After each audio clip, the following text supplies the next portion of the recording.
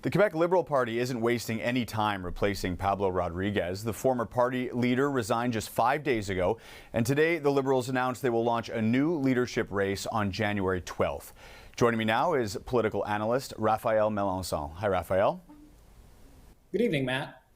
Okay, Raphael, the party set a deadline for candidates to submit for February 13th. Then they say they'll hold a leadership convention on March 14th.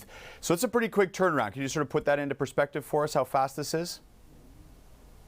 Well, it's pretty quick. And actually, let's face it, the Liberals could actually have a leader officially as soon as February the 13th, because if ever there's only one candidate running in this leadership race, he's going to be crowned. It's going to be a coronation for that person, and that person could be Charles Melancon, because as we know, just a few days ago, we know that the other main contender in the past leadership race that happened just 6 months ago, Carl Blackburn, chose not to run in this new leadership race. So it's opening the door to an eventual coronation here of Charles Melancon, who came second in the last leadership race in June. We see him here on the images.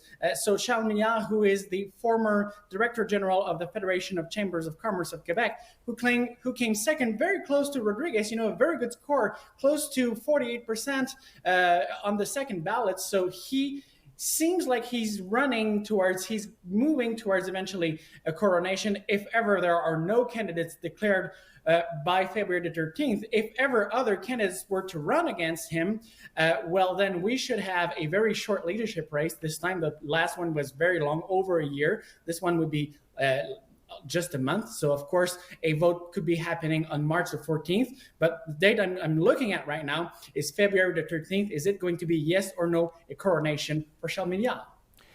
If Charles Melancon is the only candidate to run, the fact that they just had a long leadership campaign that did end very close with him and Pablo Rodriguez, does that give him a little bit more legitimacy than somebody who would just be acclaimed, without that sort of longer process beforehand? Yes, and absolutely. I think that since he came second, very close to Rodriguez, 48% was his final score on the second ballot, he's the clear second choice of the members that expressed it democratically just 6 months ago. So to me, it would, if the party chose not to have a leadership race and just recognized that the second choice was Charles Melancon and basically offer him the position to replace Pablo Rodriguez right away, to me, it would have been also legitimate in my point of view.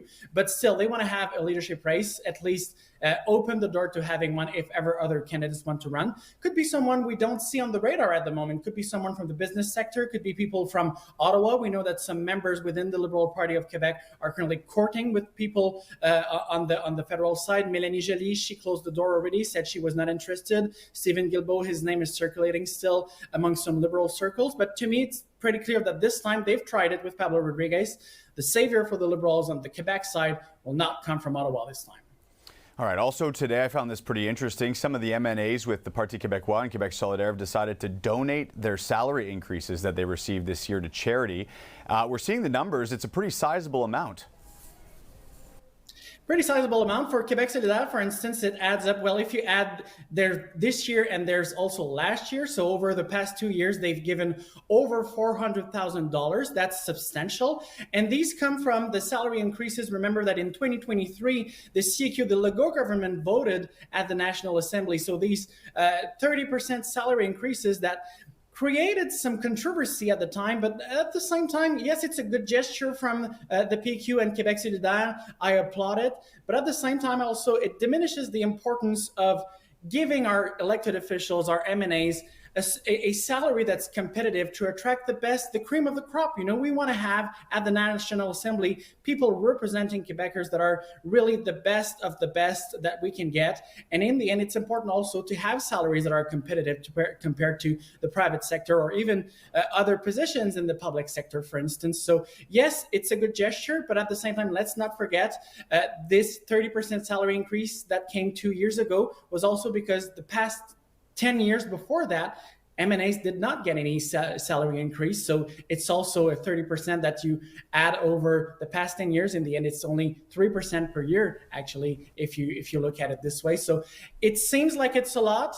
I understand the frustrations of the population, But at the same time, MNAs are allowed to do whatever they want with their salary. And here, obviously, we have MNAs from the PQ and Quebec Liberal that chose to give it to a good cause, obviously.